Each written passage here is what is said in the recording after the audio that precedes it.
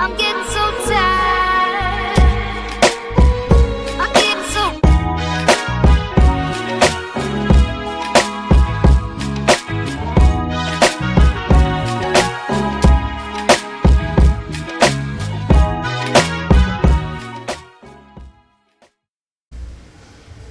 Y'all know what's going on. It's time for another episode of Doing Time with Joe. I'm your host, Joe Baker, and welcome to the show, y'all. Detroit police have already contacted Interpol. And for y'all that don't know, Interpol is like the international police where they'll detain somebody for another country. You know what I'm saying? If you're outside the country and all this. And they're all over the world.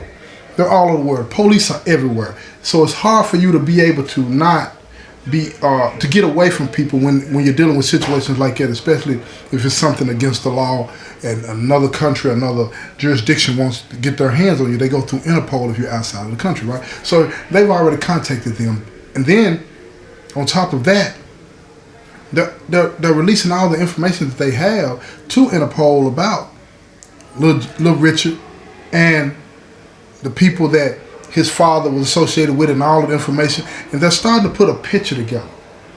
And that picture is starting to develop into this figure that, for whatever reason, unknown to them, that's been running things in the United States, not just in Michigan, but in the United States for years, going back to his dad, before his dad died. And then after his dad died, once Richard got old enough, unbeknownst to him about what was really going on, he wanted to assume position, you know what I'm saying, and take over once he found out. And now that's put him in line to where it looks like this was handed to him. So now all of a sudden, we're dealing with this unknown Kingpin. Who is he? Is this a family thing? How long has this been going on? And Javier and Eduardo, even though Eduardo is older, he understands the seriousness of this. He understands how dangerous this could be. And if not for the family connection, the family bond that he had with Little Richard's father, hey, problem solved real fast. But he don't want to do that. And Javier don't want to do that because out of love and loyalty for Richard. But they got to do something. They're not just going to sit around and wait for the police to come. They're not going to sit around and wait for that to happen. They're not going to sit around and wait for that to happen. They're not going to allow this to be, you know what I'm saying, one of those situations where they see it coming and then they just wait. They're not going to do that. So they got to figure out what it is that they're going to do. And the best thing that they can come up with right now is to convince Miss Tiffany to leave. Yeah, the doctor said it's going to take a couple more weeks before they can leave, but that's not what Javier and Eduardo wants to do. They need to leave now. They need to be gotten to a safer place to where they can, you know what I'm saying, hopefully Little Richard's memory come back and they can sort this thing out and then they can get somewhere and be gone forever. Incognito. They got enough money to do that. When you got money, you can do those types of things and move around. You feel me? Because the truth of the matter is, they haven't actually issued a warrant for his arrest. They haven't actually put anything together, but the police don't need to talk to him. It's as simple as that. Because in his state of mind, not knowing, he might say something that could jeopardize the whole operation. And that's serious. But see, they got to convince the doctor to let him go. Yeah, she could up and take him away from there and all this and that, right? But the doctor is advising against that because Little Richard is still in a fragile state. And even though the nurse is going to be with him, he needs to be under the care of a doctor in case something goes wrong. So they convinced the doctor. They convinced the doctor to let him leave.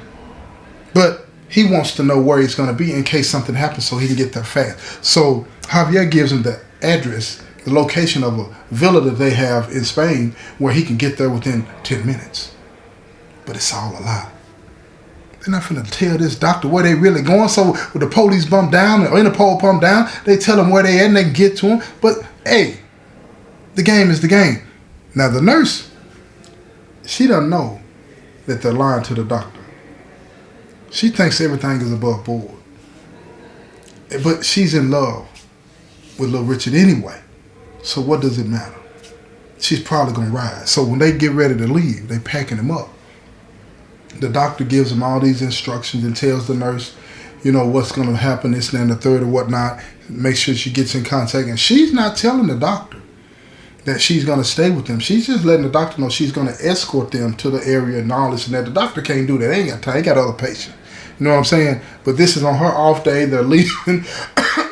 Excuse me. They're leaving.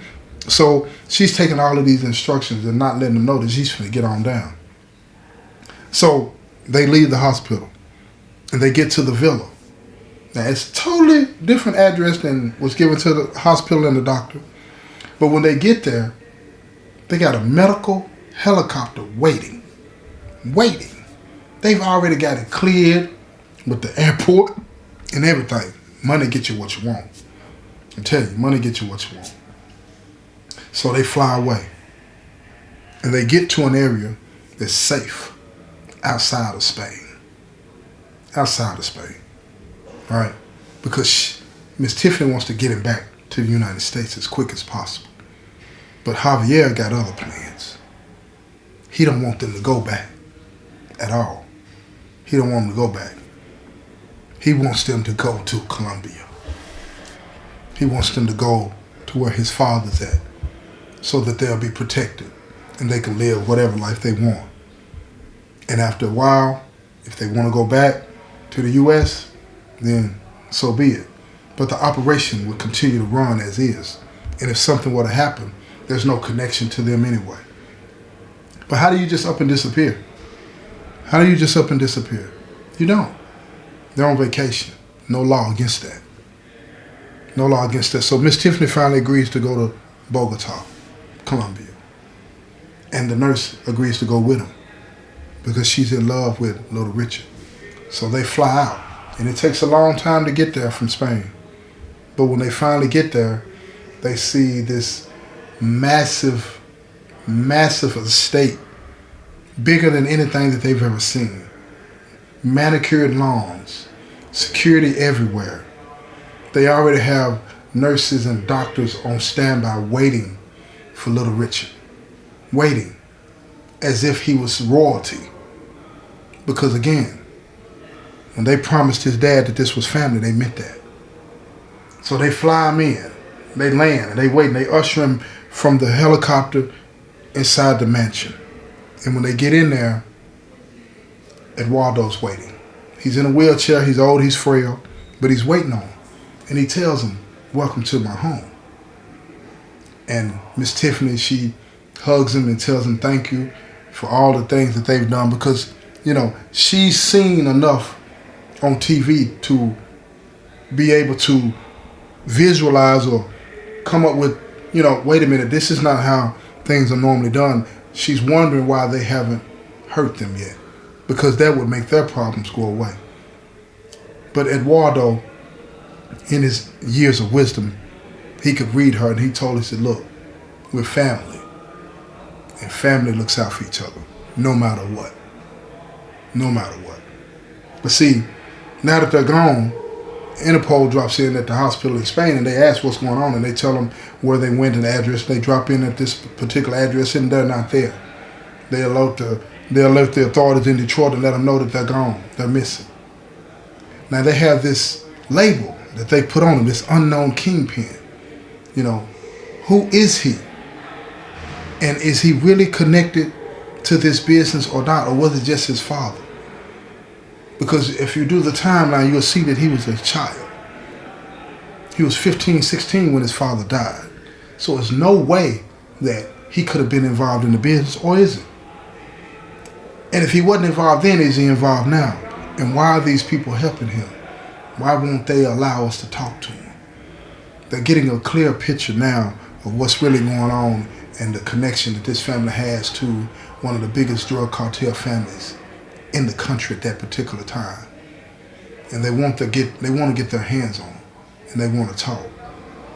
So after a year or so, the Detroit police back off. They've been surveilling for months on end, phone taps for months on end, the phone, at the business, at their home, no contact with anybody, no contact. A couple of Richard's friends, they've passed away in the meantime, and But everything is continuing to run because, look, they got people that'll replace the ones that die, get locked up, or decide that they want to walk away from the game, whatever the case may be. It's always somebody to fill that void, and they have that with this organization. But nobody's had any contact with Little Richard, Miss Tiffany, for a couple of years. Their parents, nobody. They want to know what's going on. And one night, under the cloud of darkness, Miss Tiffany and Little Richard and the nurse make their way to the States. They're in Alabama. Nobody knows that they're there. They drop in on their parents and talk. They're elderly. So they talk to them and they explain to them what's going on, how the police were trying to connect Little Richard to some activities that his father may or may not have been involved. See, they're treading light when they talk to their parents. They don't know what they know. They don't know if the police have told them this, that, and the third. So Tiffany's parents started to ask her a lot of questions. And she tells them the cover story. None of it's true. She sticks to the script. She protects her husband's memory. She does not want her parents to see him as somebody that was not deserving of respect. Now, Little Richard's mom, Miss Tiffany, she starts to understand a few things about